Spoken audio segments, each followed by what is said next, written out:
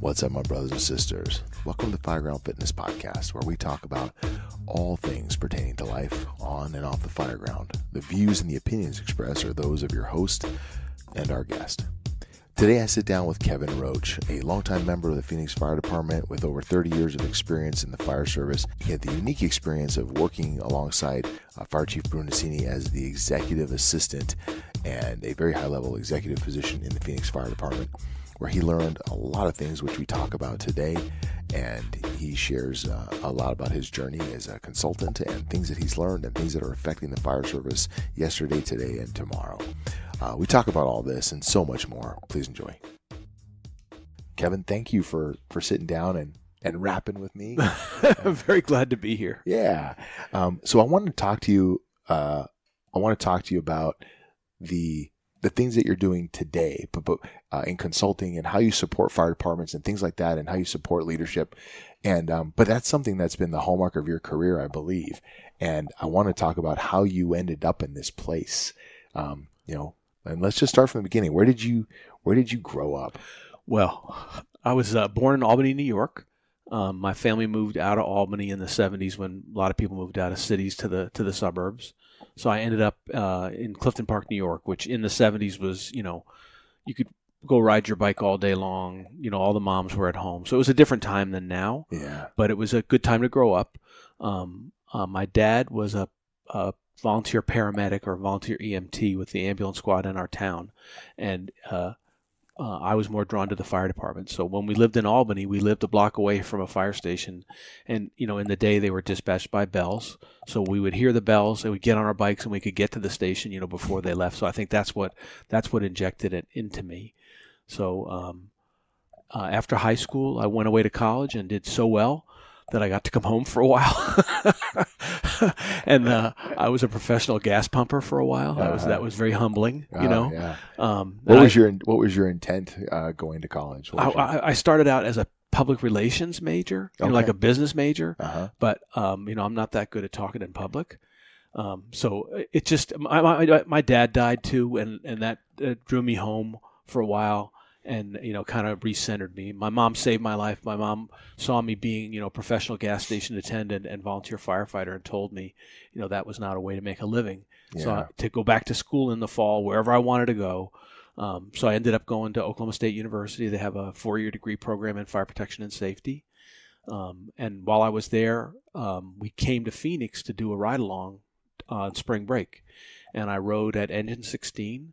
With Captain Sanford. I don't know. You probably don't know. I think that was before my time. Before you got here. Yeah. And we ran a wreck where a woman had driven up she got bumped off the roadway, and the car drove up a guy wire on a telephone pole, and she was stuck in the car in a telephone pole. And when we got on scene, the captain asked me just to pull a line. So I pulled a line, that's not hard, and just stood there, and then I get back to school a few weeks later, and a commendation arrives in the mail from the fire department signed by Bruno. Thank you for your excellent service. Well, that's nice. So then next summer, Phoenix has a summer internship. Gordon Routley was the guy that managed it at the time. So I put in an application. I just happened to put a copy of that commendation in the envelope. Smart. Because we sent letters at the time, and ended up getting the job. So I worked 2 summers in Phoenix as a summer intern, and then 1 summer at NFPA. And then when I graduated, I worked for 4 years for the Gainesville Fire Rescue Department in Florida, up in North Florida, and was a civilian there, fire protection engineer. But I mainly did, logistics and administration stuff, because there was really nothing open in Phoenix at the time for me. And then in 1990, an opening occurred for me, and I came to Phoenix, and I stayed till 2014. Nice. Most of the time in Phoenix at resource management in logistics for the Phoenix Fire Department, a little bit of time in prevention, and then for like the last 6 years, I was like a flunky for the senior staff. I say chief of staff, but that's just a nice title. Well, it's all about the title. Yeah, exactly. So I was kind of an assistant for them. But along the way, I got a bachelor's degree from Oklahoma State in fire protection and safety, and then a master's degree in political science, public administration at the University of Florida while I was there. And I'm glad that I got my education when I was young, because it's so much harder. I watch people, and I really admire people that go back to school when you have kids and when you have a life. Fortunately, I did mine, before I had kids, before I had, much of a life. But it's really get it while you can. Yeah. When you're young. Well, I can tell you, I went to grad school when I had like 2 under 3, and both my wife and I were in grad school at that time. It was the dumbest decision we ever made. Yeah. We got through it, yeah. But boy, it was not without some heartache. Yeah, I don't know how you do it. Yeah, I don't know how you do it. Well, you just suffer. Yeah. But then when you have it, I mean, I've had my master's degree for 30-something years now, right? And it's still on my resume. It doesn't expire. Exactly. Well, I look back and I really do value the fact that I got it when I was young in my career, even though it wasn't directly applicable at that early time in my career, in the first 5 years. But then it was done, and I could go focus my attention on other things. So that was the value for me. And when people always, I got pushed back a lot when I was. I was riding on rescues and then, just riding on as a firefighter on an engine. And people were like, "You're doing what? You're going to grad school? Who do you think you are?" Which was an interesting, I realized, the culture of the fire service. And I was like, well, I don't know. I'm just trying to grow and develop myself. They're like, "You don't need that to be a firefighter." And I'm like, I get it. I don't need it. Right, exactly. But I'm trying to develop a little bit. I think, too, my undergraduate degree was in engineering technology and my master's degree in political science. And I think it teaches you a way to look at things that's different than the way you had before. And the more it gives you a perspective when you're looking at things to, try and think through things and figure things out. What's an example when you were looking at a fire service problem where that perspective differed and was helpful? So, and I'm sure you deal with this as an assistant chief, there's the right way to solve a problem, and most firefighters know exactly what it is right away because firefighters are action-oriented people, but it may not be the way that's really going to work politically. So you may know the absolute right answer to something, but it's not politically viable. I mean, I was on a call this morning with a client, and we know the answer to the problem, but how do we advance that in a way, and how do we say it in a way that politically it's going to be edible to their council and to their management to get things through. Right. Well, so what I hear you talking about is the layers of a problem, right? So there's the immediate effect that you can have, but what are the downstream consequences, right? Because today's solution is tomorrow's problem. Right. So how do you manage that? Yeah. Right. And it's all so clear at the kitchen table in the firehouse, I think, and it's just more complicated than that. So what are some of the layers that you think come into that are beyond the kitchen table? Money's one. Yeah. There's not an unlimited amount of money. And I think in the fire department, we think we're the most vital service to the community, but the community may not see us that way. Right. I think the general citizen thinks for sure they're going to need a cop at some point in their life. They probably will need an ambulance, but we're never having a fire, in our house. So they don't think along those lines. And then there's politics. There's issues of equity in the community. You can't put all the resources where the money is. You can't put all the resources where the problems are. It has to be a balance, and that can be really difficult. There's been examples like in the Atlanta area where a fairly affluent county that had a really affluent area and a not so affluent area. The affluent area seceded from the county and started their own town really, and got out of the county government. Right. So and that exists. Yeah. The politics that are involved with the decision making, and I've heard people say over in a bunch of different venues, follow the money. Mm-hmm. And I think when you look at the consequences that money can have, it's really important to people. It moves people in a lot of different ways, and right now we're sitting post-election having conversations about how did money influence people's decision making at the polls, right? It makes a difference. So I think as an organizational leader, wherever you are in the matrix, whether you're sitting at the kitchen table or you're in the admin fishbowl, your decisions, you have to think about what are the secondary and tertiary consequences to any decision that we arrive at. And the fire department's an expensive service. Yeah. I mean, we staff with a butt in a seat 24/7. It's not like you can hire one person and really improve service. You have to hire 3 or 3.5 or 4, depending on what your ratio is. So we're expensive. Yeah. And most city administrators don't get that. If in their office, if somebody's off today, they just do without them for today or for the week or whatever. Right. They don't understand that in the fire department, if you're off today, somebody's going to be sitting in that seat one way or the other. It's either going to be a rover or in our department, or it's going to be somebody that's making overtime. And once the administrator gets that, then they understand. But you have to educate them in that, because they don't. It's so different from their world. Yeah. So how do you? Okay. So you bring up education. So how do you educate city administrators, right, about the business of public safety? I think you show them respect first. I think you invite them to lunch at the firehouse. Everybody loves that. If they get a call, take them on the call, so they can see you work. Don't crash into anything on the way, if you can avoid it, or be disrespectful. Don't kill the councilman. Don't be disrespectful to the customer when you get there. But I'll just relate a story. We had a budget when I first started in Gainesville in the 80s. We had a budget person that was just a pain in our butts. Everything that came across her desk, she grind on us over it. Did we really need this? Did we really need that? So the fire chief at the time, my boss Don Harkins, told me to invite her to the firehouse for lunch. So we had her to the firehouse. The firefighters were just firefighters. They were nice to her. Yeah. She saw the type of people that they were. Then they got a fire. So she didn't go on the rig, but we got in my car and went to the fire scene, and she saw what they're up against, what the services that they provide, that all firefighters do. Right. We never had a bit of trouble with her in the future. She was always on our side. It didn't mean we could get absolutely everything we wanted, but she was on our side as a default, rather than the default being the other way. Yeah.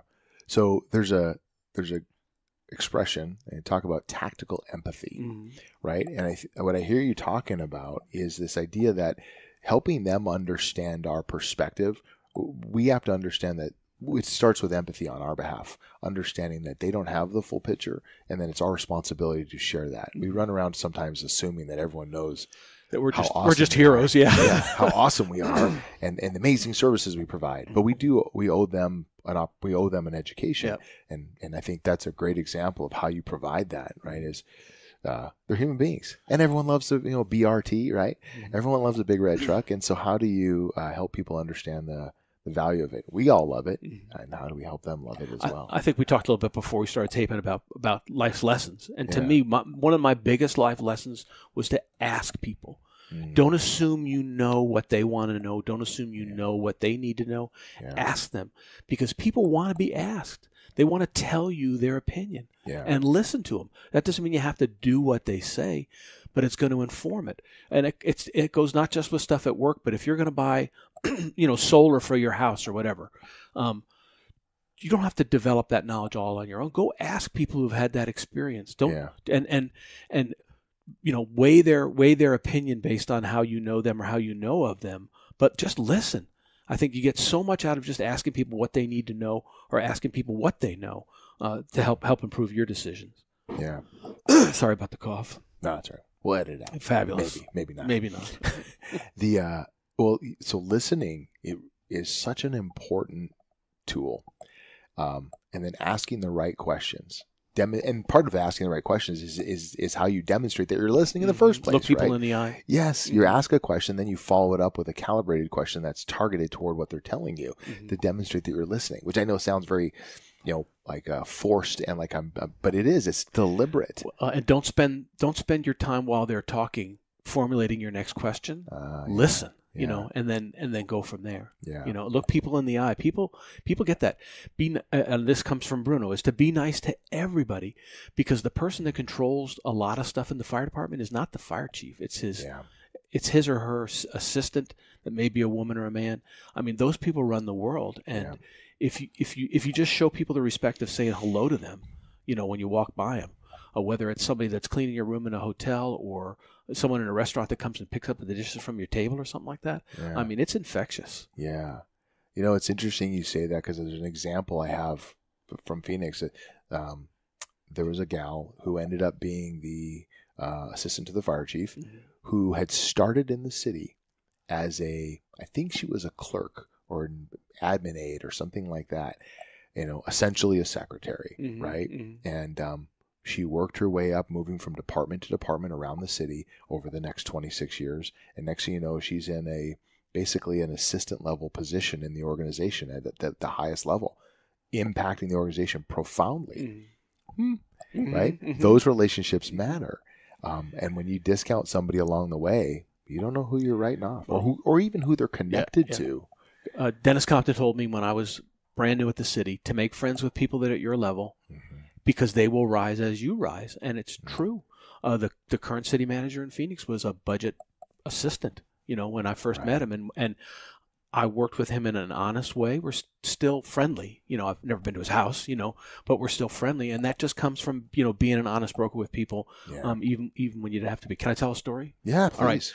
All right. You know Dwayne Ketchens. Not everybody knows Dwayne Ketchens, so your listeners may not know him, but he's a personality in the Phoenix Fire Department. He's an engineer and a personality. When Brunacini retired, he's the guy who has everything. He decided he wanted some fire hydrant from Scotland, if you can believe that. So we found a fire hydrant in Scotland. We got it shipped to the United States, and it landed in Los Angeles, and it was stuck in customs. So it's like 3 days before Bruno's retirement party. We want the hydrant to be there for the party. Otherwise, it blows the whole deal, right? With all the effort we went through. Right. So I get in my car, and I drive to Los Angeles because I'm going to go get that thing out of customs. That's going to be my deal. And on the way, I call my friends at the union there, and I tell them, hey, I need help. I need somebody to move this thing along. Can you help me out? And they say, we got it. Don't worry about it. We'll see you, when you get here. Well, on the way, Dwayne calls me about something else, and he says, well, it sounds like you're in your car. What are you doing? Well, I tell him I'm on my way to California to get this hydrant for Bruno. I'm going to get it out of customs, and I got the local helping me. He goes, oh, my uncle is a cop in L.A., and I said, Dwayne, I don't need any help with this. I said, I got the union working on this. It's all going to be fine. Don't you worry about it, right? Yeah. So I get to L.A. and I go to the customs house, and they tell me, it could be weeks before it comes out. God only knows when it's coming. So I go to get a hotel room because I'm going to be back the next day knocking on their door. And before I even get to the hotel, a guy from the customs house calls me and says, this has never happened before. He said, the customs inspector is on his way to our building to do the inspection. You can come pick the thing up in about 2 hours. Well, it wasn't the union that helped me. It turned out that Dwayne's cousin or his uncle was a captain at the police department at LAX at the airport who knew everybody in customs and got a favor. Wow. So I thought I had it handled with all the big powers, that it was just a regular guy. But Dwayne did that for me because, he's a personality, but he and I had a good relationship. He worked for me on light duty for a while. Yeah. And you get surprised by people that come into your life to help you out when you need it. Yeah. If you just treat everybody with respect. Yeah. And it is really interesting what you're saying in that story. There's, sometimes it's the people whose boots are on the ground that are actually getting the work done. Right. And those relationships with those folks are what makes things happen. Here's a guy who knows a guy who knows a guy, and they just, hey, this one item needs to be prioritized. Yeah. Oh, okay. Yeah. And it gets pulled out of the bureaucracy, and right. We see that in consulting too. Mm-hmm. We'll go do a job in a city. The people in that city know the answer. Somebody knows the answer, but they can't elevate it to where it needs to go. Do you listen to them? Do you treat them with respect when you're there? Yeah. In a way that makes them feel comfortable with sharing that with you? Yeah. And then if they do, and if you agree that that's the right thing to do, then you can help them advance that in the city. But if you go in as a consultant, as the mighty all-knowing, and you only talk to the bosses, then you don't really learn. The model that we use, if we go into a city to do work, we try and listen to everybody, and then we make up our own minds about what we think is best. Interesting. How do you pull good? Let me back this question up just a second here. I think about the movie Office Space, right? The Bobs come in. Mm-hmm. Tell us what you do here, right? And it wasn't until the main character, I can't remember his name, is completely honest. I'll tell you what I do. And they're like, wow, this guy's got some, he gets it. And so my question, I guess, is how do you build trust going in as a consultant? How do you build that trust with the line level folks who have those great information? They know how the sausage is made. How do you get the good information out of them? It's about respect. It's about wanting to listen to everybody's voice, and being deliberate about that.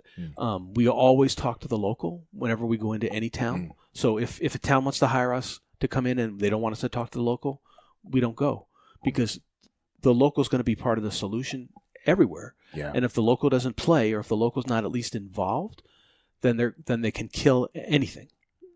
just by obfuscation or deliberately, if they're not involved. So we always talk to the local. We meet people where they work. We don't invite them to a conference room at admin to talk to us because they're not going to feel comfortable there. Yeah. We try and talk to them at the kitchen table if we can. If they're afraid to talk at the kitchen table, then we'll talk to them away from work if they want to. Every interview that we conduct, we always end it with, is there something we think we know what we're talking about, but is there something that we need to know that we haven't asked you about that you care to share? Yeah. And then also we always build in like a safety valve that if there's something you want us to know that you're not comfortable talking about here, or if it's something that occurs to you later, you've got our business cards, you've got our phone number to call us. And I think if you meet people where they are, if they're assured, I think a lot of people assume when a consultant comes in that they don't know shit about the fire service. Right. But the teams that we put together are people that have worked it. I mean, I've been out for 10 years, but most of the people that we work with are either still working or just barely out. And I think they're relieved at first that you really know what a pike pole is. You know what a pain in the ass, difficulty breathing call is at 2 a.m. Right. when you go to do the interviews. And I think that builds that trust. A lot of times we'll start out with, sort of crossed arms, you're here to screw us. And by the time we leave, they're patting us on the back. And it's also because we have a reputation, I think, our little company, of being fair and not just being there to cut. Sometimes we do recommend cuts, but most times the fire department doesn't really have what it needs to do the work. Sometimes they need to reprioritize. Sometimes they need additional revenue. It just depends on the situation. Right. So you brought up labor and the importance. It sounds like you said it was very important, clearly. And so I have a couple questions actually pertaining to this. When you're in your experiences, how has labor been in general terms, across the country? Is it pretty good? People are really diving in and participating together, or is it polarized? So I think mostly the labor leaders are smart. Yeah. They're agile. They know that it's important and it's better for everybody, for the fire chief and the union president to get along. They know you can't always get along. Yeah. The membership is not always with them. And I do think the firefighter's job has changed during my career. It was a lower blue collar job, 40 years ago. And now it's a middle class job. And I think a lot of firefighters don't live in the communities where they work, or they don't live in the type of community where they work, especially if you're working in an inner city and you're living in the burbs. I had a public safety director from the Pacific Northwest say that it's the hardest thing for him, and this was with cops, but for a cop to live and marinate in Redland and then come in and try and work in Blueland, it's just different. Yeah. So he was trying to hire more people that lived in their Blueland that weren't just coming in from outside. Yeah. And I think it diminishes the union's political power also. I think most unions do have a great reputation and they have some sway in their communities. But if you're talking at a public hearing and you say that, as I was driving into town today to speak here from another city, you might as well just sit down, because if you're not a vote, the council person is not listening to you. So I think if it's done properly, and in Phoenix we've done it mostly properly for the whole time I've been here, but I think if it's done properly, the local president and the fire chief don't have to agree on everything, but most things they could agree on, and you get so much more for the customer and for the firefighter if they can get along and work together on things. And there are times strategically where you can't, where you're going to disagree, but if all you're doing is processing grievances, you're really not making much ground, for the overall effort. Yeah. Well, that can be a lot of a waste of time, right? When you're not, and money. So I go back to the relationship by objective, right? RBO process that was built up in Phoenix, and the importance of labor and management sitting down and having meaningful conversations, particularly when it gets hard. That's when there's issues that are obstacles, then we really need to be. Now it's time for a real dialogue, and we need to be listening to each other and trying to understand the other person's perspective. And it goes both ways, right? Because so many times the firefighters have a tendency to say, I demand this. Well, hold on, you have to take into consideration management's perspective as well. It has to be reciprocal. And I think the other important thing is two things. The fire chief and the union president need to set their egos aside and let other people do. And then probably the most important thing in the labor management process is if we get together and we have a discussion and we come to a deal about how we're going to approach something, whether it's together or not, go do that deal. And if you can't do that deal, then come back and discuss it. But you have to honor that deal one way or the other, or it blows the whole system. And that's all about trust. Yeah. Interesting. So I'm going to back up just a little bit. So you mentioned Bruno a couple times, and so he was your fire chief coming up through Phoenix. And so talk to me a little bit about what it was like. We all hear so many stories, and what was it like working for Bruno for you? So in the atmosphere of a city that was growing like crazy, Phoenix now is still growing, but it's not growing at the pace it was. The suburban or the ring cities are the ones that are doing the growth now. But there was a lot of money in the system, and we were kind of a pirate ship that we could do almost anything legal, and get away with it. Yeah. And I think it was balanced. Now, Bruno as a boss was fantastic. He always had your back. When I first came to work for him, I would write a memo for him, and I would do it on plain white paper, and I would double space it so he could go in and edit it, and he kept signing them. And I said, no, Bruno, this is the draft. Don't sign it. I got to put it on letterhead or memo head or whatever it was.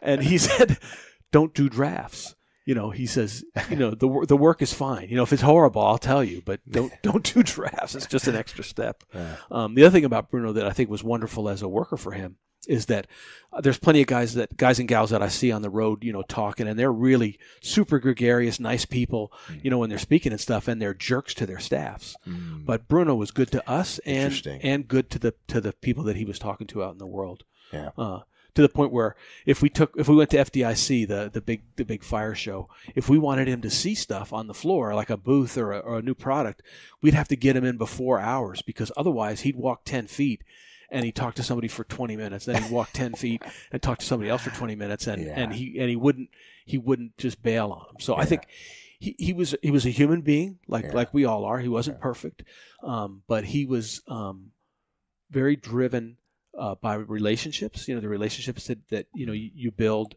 especially with the local and with the city. Not so much with the city, but with the local. He loved the fire department, more than anything. And he was kind.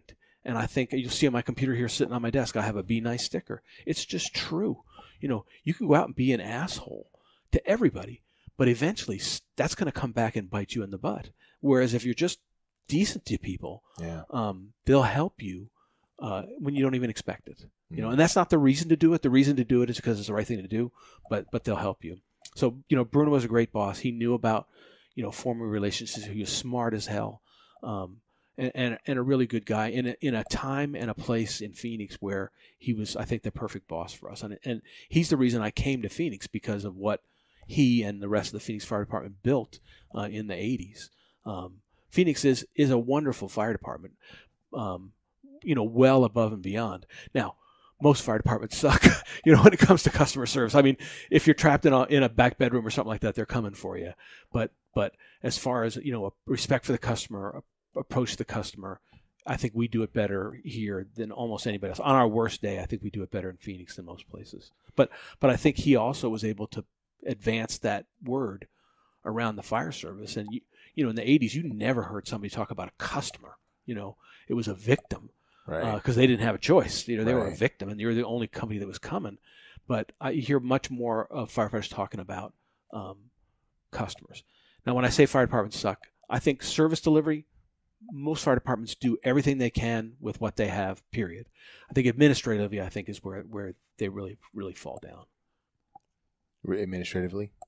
Also, because firefighters come up from the floor, they come up from the fire station. In a lot of places, there's no requirement that you spend a day in a classroom, coming up. Now, it's changed over time, but it's funny sometimes seeing chiefs come into staff. I work for Phoenix, that have been out in the field their whole career, and trying to get used to the fact that there's a grind and there's a routine and there's a way of getting things done on staff. If you don't know that, and you come to be the fire chief, you tend to concentrate on issues that are easy. Yeah. Let's F around with the patch. Let's redesign our patch, or let's obsess over whether or not somebody's wearing the right uniform on a day or something like that. That doesn't really move the fire department. It's just chiefs do it sometimes, I think, because it's easy.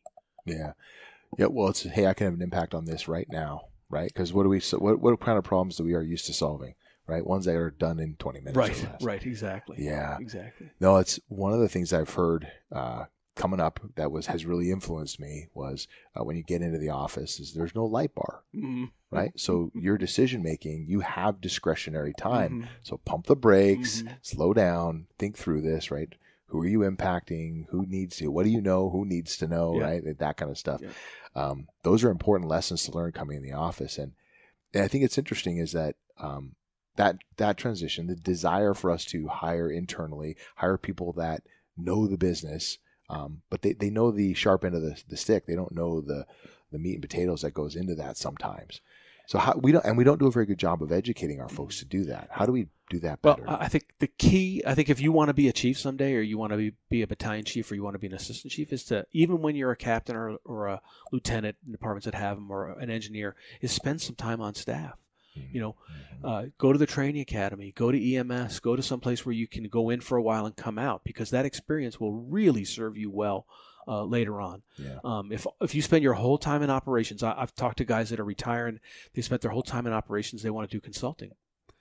There's no opportunity out there in operations. There's a few, but there's hardly any opportunity out there, because most fire departments think, hey, we're already the baddest operators in the world.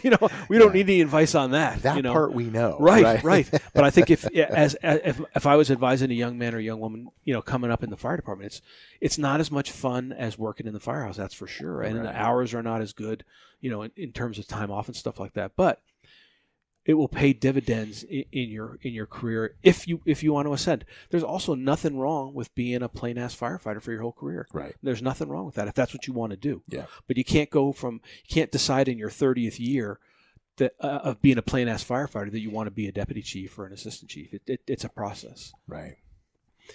Yeah. Interesting. Well, let me ask you this. So, what is something that has surprised you throughout the course of your career about the fire service? Young men and women don't want to work overtime. Isn't that a shock? We have a whole fire service, a whole fire department that's built on overtime. Overtime solves every problem.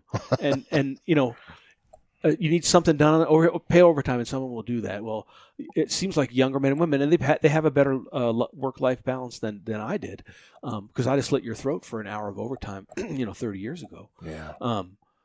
That's a surprise. I don't think that's what you were digging for. No, but it's a shocker. You answered that without even hesitating. It's a shock. Yeah, that's interesting. So during COVID, we thought I was working for a company where their model was, we'll go in and we'll hire firefighters on the side to give vaccines when the vaccine came out. But most firefighters by then were so sick of overtime because of the plague that they could. Now, do I work overtime at the firehouse? I'm fully covered. There's really no risk as far as, me getting hurt and being off work and going bankrupt. Or do I take a chance and make roughly the same money and do it and take that chance doing it? And so it just didn't work. Yeah. I mean, Phoenix has a great company that did that service. As a matter of fact, my younger daughter got vaccinated by a firefighter, a Phoenix firefighter, but it wasn't in the numbers that we thought. Yeah. So it's going to change, I think, the way fire department staff, and we just assume that OT will cover everything. I think we're going to have to float up our number of full-time FTEs, and maybe be fat on some days, or on a day that you're fat, people can take vacation or whatever. But I do think that's going to change.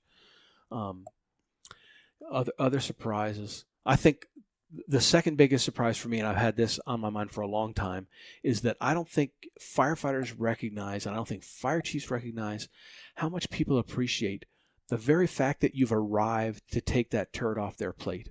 Whether their house is on fire, or their kid's having an asthma attack, or their drain is plugged, whatever it is, that somebody's there that's going to take that turd off their plate. And that's a valuable thing. And firefighters do so many things. Firefighters are sort of the first resort for every problem, Right. where there's not violence involved, Right. And then that's a cop, I think. But I don't think that we capitalize on that. If someone's killed in a crash and broken to pieces, who's picking them up? It's you guys. Yeah. If someone's having a great day, and something bad happens, who's coming? It's you guys. And I don't think we understand and appreciate that about the fire service ourselves, and that you guys don't recognize that. I think most firefighters, and I think you're included, you see a problem, you fix a problem, move on to the next one. And you don't realize the impact that you've made on that person's life just by showing up. Yeah. Well, that's a valuable point you bring up, because I hear people talk about what is the community's expectation. And, well, I'm like, well, did you ask them? Right. Mm-hmm. But most of the time, the expectation is somebody shows up and solves a problem. And how we do it, what they, the details of how we make these problems go away, they do not care. Right. And this conversation came up. And let me just add one thing. And the bonus was you were nice while you did it. Absolutely. Well, they'll remember that, right? Mm-hmm. And that's one of the famous things that we've learned from Bruno is that people remember how you cared for them, not necessarily what exactly you did. Right. They're not critiquing how many sticks it took. Right. They're right. critiquing, were you nice to me while you did it? Right. Yeah, they might take issue with IV sticks. But another needle? Like, come on now. Well, I was barely an EMT 30 years ago. I never had a needle in my hand. Yeah. Well, when the medic shows up with a bandolero of 18 gauges, like, we got a problem. And is 18 the thick one or the thin one? Well, they're like the medium. Okay. They're large bore, but yeah. Anyways, I'm not going to get medic on you. So interesting. We had a conversation. One of the emerging conversations in the fire service is surrounding the fire dynamics and the kind of the evolution of the fire operational context that we're finding ourselves in. And we've had a conversation recently about going on roofs and whether you should or shouldn't. Tile roofs, different types of roof, you name it, but should you be on a roof at all? And I heard a fire chief say, no, the community expects us to go on the roof. And I was like, time out. I don't think they don't know the difference. They want us to come and rip them from the clutches of death, period. Whatever that looks like, you do it how you got to do it, but you get it done. And so it's our job to be the subject matter experts, right? And then to come in and take good care of people. Right. And I think a lot of times we do things because we do things. Yeah. I don't know if this is true. Don't write me and tell me that I'm wrong. But in the 80s, when a Phoenix engine would come back from a run, at least in my experience, the engineer would wash out the wheel wells. Well, why was he washing the wheel wells out? Because the guy that trained him or the gal that trained him did that. And I think it goes all the way back to washing horse shit out of the wheel wells when the rig came back. Now, I don't think you guys do that anymore. But in the 80s, I saw it with my own eyes. So, and maybe, certainly sometimes going to the roof really does make a difference for the people and the firefighters inside. But sometimes it doesn't. Right. But it's what we do, and it's a little dangerous, and it's fun. Yeah, exactly. Right. So we call that tradition, right? It's these things that we do that we don't even realize the history behind why we do them anymore, right? And now going to the roof, there's science there, et cetera. And the argument about whether you go or don't go to the roof is something that is still being worked through because if it's done at the right time, in the right place, then it can be very effective. But it can, it also entrains a lot of air and can make things worse. Well, hitting it hard from the yard, was just unthinkable. 30 years ago, I was a volunteer for a couple of years up in upstate New York, but it was just you would never hit it from the yard. You'd get it on the unburned side and you push it back out. Right. And hitting it hard from the yard might be the best thing to do. Right. Now, but it was just unthinkable. Yeah. A long time ago. And so the beauty of that is, and I think this is a really important lesson, is that while things are changing and we have to continue to maintain some curiosity, if we say, this is how I've always done it, you need to really reconsider your position. Mm-hmm. Not because you're wrong necessarily, but because things are always changing. The landscape is always evolving, and we have to be mindful of that and just pay attention to it. And I think that's one of the great hopes of the youngest generation is that they generally, until we poison them, don't just accept stuff out of hand. They want to do their own research. They can do their own research on their phones, So I'm really hopeful about that. They learn in a different way than I learned. I learn in a different way than you learned. Yeah. But I think we're working on a project now for the U.S. Fire Administration. We're trying to translate the data that they produce into stuff that's edible by young men and young women. Young men and young women are not going to read a 100-page single-space PDF. They're just not.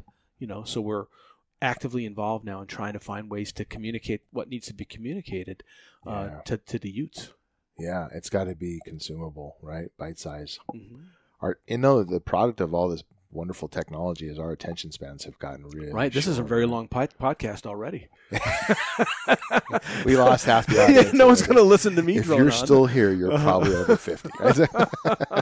Or at least over 40, huh? Or you got nothing else to do. Right. Yeah. Thank you. We appreciate you sticking around. Oh, goodness. So the oh shoot, I had a question. I just lost. It was brilliant, I'm sure. Oh, it was an amazing question.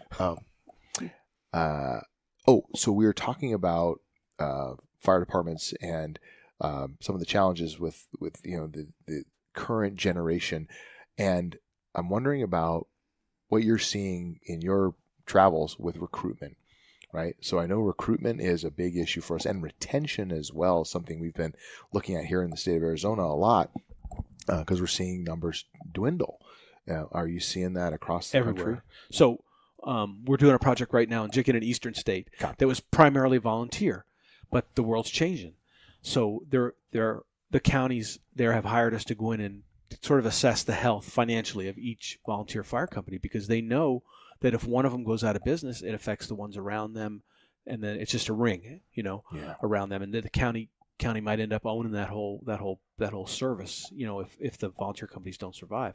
But what we're finding is the volunteer fire service is having an awful time right now recruiting new people and retaining.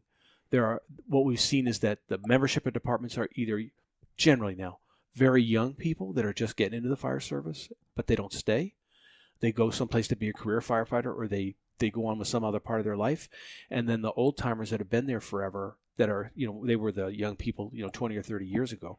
But it's not everywhere. But in most places, volunteer fire departments are having a very hard time with recruitment and retention. And the service is going to change. I think you're going to see you'll see more volunteer fire departments combining or consolidating so that they can be more efficient and use those members more. I think you'll see fire departments go out of business. I heard a statistic from Pennsylvania, and I can't cite it exactly, and I'm going to be wrong, but that Pennsylvania went from 300,000 volunteer firefighters 30 years ago to 8,000 now. That are really, certified and can do firefighting. Now, I'm sure that number's not correct, but it is that enormous that it's changed that much. Yeah. Now, that's not because there's more professional paid departments or... Well, it's a balance. I mean, I think you see areas like around D.C. where they were all volunteer 30 years ago, and now they're mostly career. So there is that transition. Yeah. I think that was mostly economic, that people worked, and didn't have the time. But I think the pressures on volunteer fire departments now is that, most people are working 2 jobs. Mommy's not home all day long. Daddy can't leave. Most people can't leave their place of work during the day to run a call. Yeah. And the volume of calls has gone up. Right. As there's more expectations of fire departments. The volume of calls, especially emergency medical calls, have gone up if the fire department provides them. Yeah. But when we meet with these volunteer companies, I tell them that the world has changed for career fire departments too. Maybe when you took your test, how many kids took the test when you took the test for Phoenix? Thousands, right? Yeah. So I say, and I'm not sure on the numbers, but I say that we used to give a test for 100 positions, and we'd get literally thousands of kids to come take the test. And now we're giving a test for 300 positions, and we might get 2,000 or 1,500. I don't know the exact numbers, but it's really changed a lot. It's the best time. If you want to be a firefighter, if you want to be a career firefighter somewhere, it's the best time of my entire life to do it, because there's more jobs than there are people, and it's the best job in the world if someone just gets into it. Yeah. Yeah. What are you hearing that you think is affecting that? Why are people turning away from this business? As career firefighters, as volunteers? Well, let's talk about career. All right. Career. I think that I grew up in a generation where you grabbed a job and you held onto that son of a gun forever, because there was a pension in it, and there was security in it, and that's just what we did. And I have a brother and sister that are 10 years younger than me, and something changed, either in that 10 years or maybe the 10 years that followed that I think that they work more on their terms than the company's terms, whatever company that is. So they may not see this as their forever job. They're going to do this for a while, and they're going to go on and do something different. And I was, just for myself as a part of that generation, I was born in 1961. I was much more of a security freak. I wanted to know that I was going to get a pension. I was going to be, fairly treated as an employee. I wasn't interested in leaving that and going out in the real world, because the real world, is a lot harder as far as expectations and performance than our world is, than public safety. It's also it's difficult as a young man or woman to see that reward 30 years away. I can tell you, because I get a pension and I've gotten it for 10 years, that it's the best thing ever since sliced bread. But it's hard to see, that far in. But I think young people, and I don't want to speak for them, but I think young people's vision of where they'll be 10 years from now is different than my vision was. I wanted to be right where I was, making more, being more responsible, but I didn't want to leave. I wanted that job to be the base, and then I could be an entrepreneur doing other things. Yeah. But I think there's even less of that now. The job is back to career again. The job is so well compensated in most places that they don't need to be laying block on the side, or cutting lawns. Yeah. It could be their only job. That part of the job has evolved a lot, right? And I think one of the things I'll add to the conversation is I think some of our would-be candidates are hearing about the increased exposures, the increased likelihood of getting sick or injured. Those types of things are like, well, wait a minute, why would I do this job? Something interesting that we're seeing here as well is that the cost of living has gone up. And so folks are living farther and farther away from the fire departments where they could potentially work. And so you're not getting the homegrown candidates that you once did. I think that, and I also think that the culpability on our behalf is we've expected these folks to show up. So we're not doing any marketing. We might do some TikToks and maybe some social media, but what are we really doing are we really, really incentivizing or looking thoughtfully at the way in which we approach our marketing process? And the process is screwed up too. A once-a-year test, right, or a once every 2 years test with a list that you're going to wait around on for that job, people just aren't going to do that. Right. I think also some of the ways we go about hiring people are stupid. And I don't know if this is still true, but at one point in Phoenix, if you had a felony any time in your life, you were done. You weren't eligible for consideration. That's got to change. Right. There's so many good people out there that have had, the further away it is, the better. Yeah. Looking at the whole person, there's a concept in hiring called, considering the whole person. I think that's much more important than check boxes. Yeah. Check boxes are easy and they're defensible legally, but I think that the way we go about hiring people has to change. We do some work in a large city in the East that they give a test every 5 years, and who's going to wait around and stay in shape for 5 years if there's other opportunities out there they could get into? Yeah. Yeah. Within 5 years, I could easily find a whole new pathway and get very invested in that. And then I'm not a candidate anymore. The days of someone, being a bartender while they wait for their call. Yeah. There's a lot of opportunity out there for jobs. And if you're sharp and you're a go-getter, you can find another career. Yeah. I think we really need to step back from the way we've always done it at this point. This is one of those moments where there needs to be some definitive change. I would say in my current organization, we hire really good people, and yet we're following a process that's very similar to just everyone else's process, right? Yeah, you have a test, you bring them in for an interview, and you hear people say things like, "I've made it my full-time job to get this job," and I'm like, "Wait a minute, like how much time are you investing in this, and is that real? Like if we expect candidates to come and do ride-alongs, you need to get all these hours in, meet all these people, do all this so that we can vet them." I understand the reason behind that, but is that really sustainable? I think too, people have to feel welcome. I think it's especially true for people of color and for females. I think they have to feel welcome. If you don't feel welcome, if you're not welcomed when you get the job, if people just jerk with you, you can go do something else. Oh, yeah. So I think you're talking about from like a retention perspective. Exactly. Well, and recruitment too. If they don't feel like they're welcome as a firefighter recruit, they're not going to come. Yeah. They have to feel like, and it's about what your reputation is in the community. It's about what your reputation is as an employer. People aren't going to put up with. Another great thing I think about young people, and I see this in my kids, is they don't put up with the bullshit that we thought about other people or classified other people.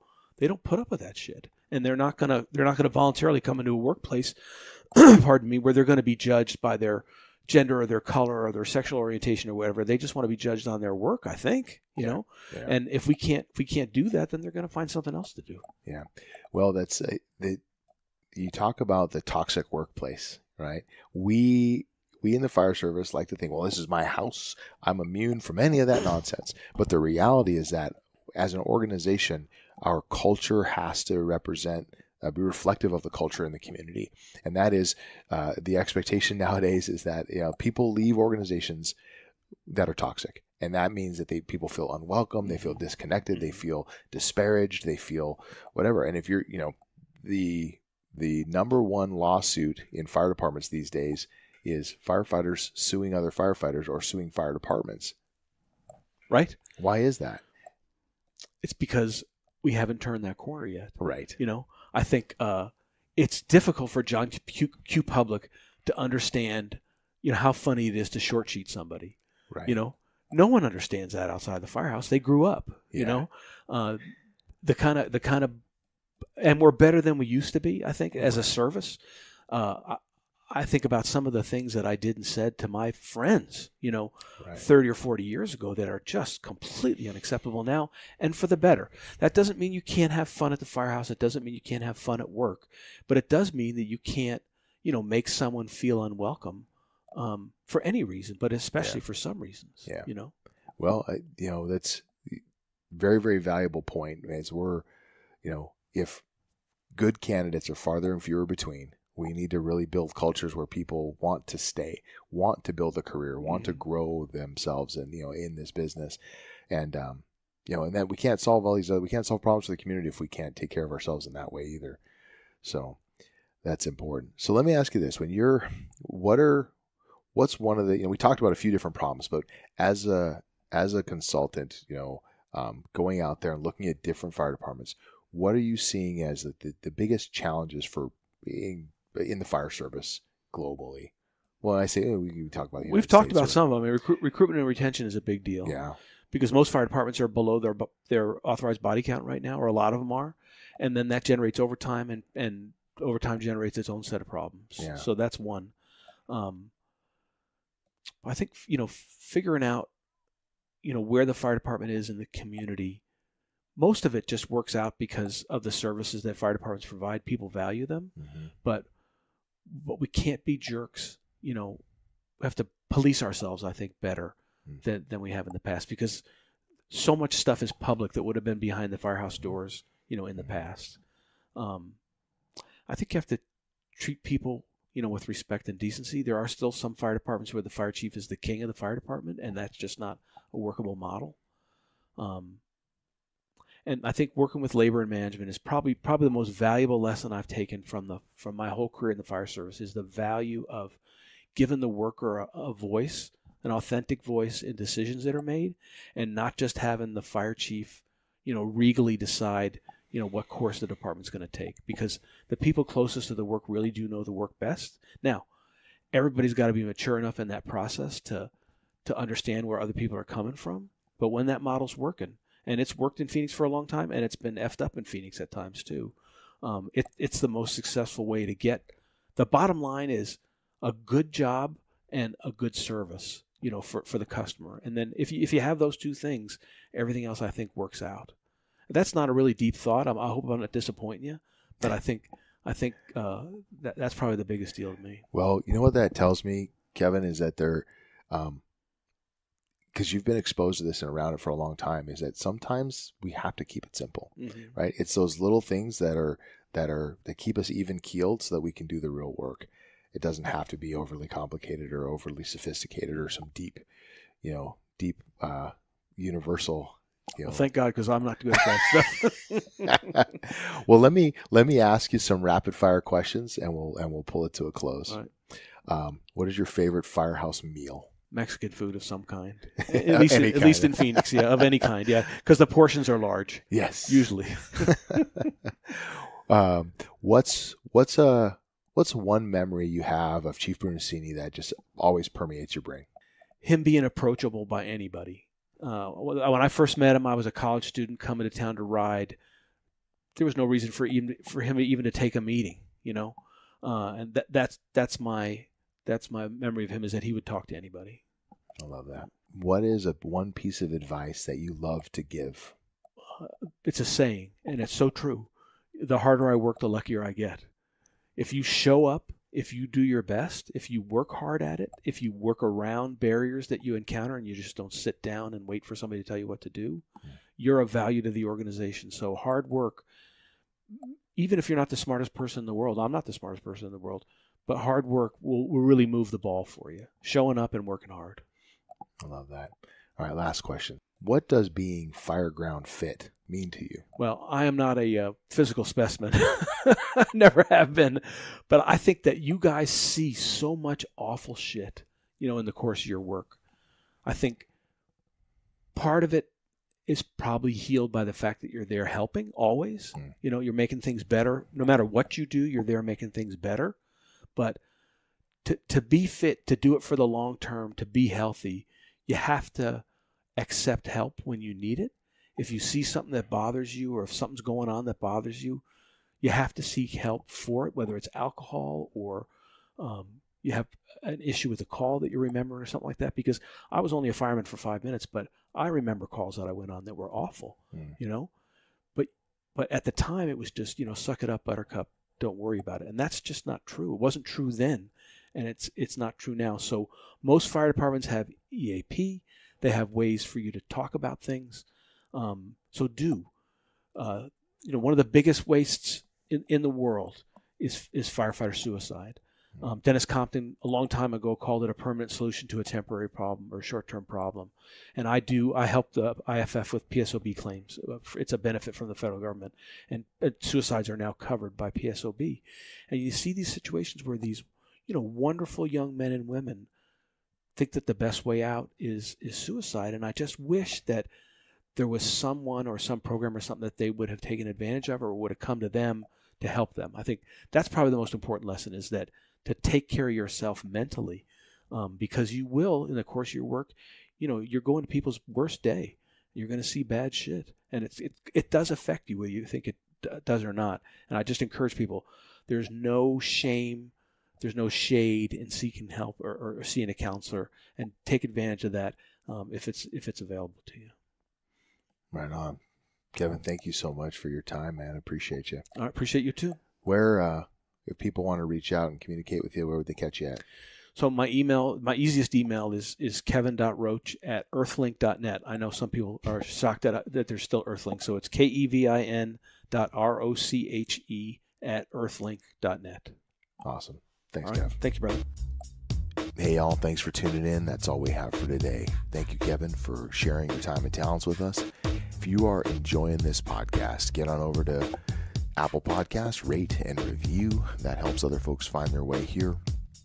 Also, take the lessons that we've learned today. There's definitely a lesson in there about identifying things that need to change and adapting yourself and your organization to the current operational needs. Such an important lesson for us. Find ways to apply it into your daily lives and into your organization and into your career. Go on out there and get some.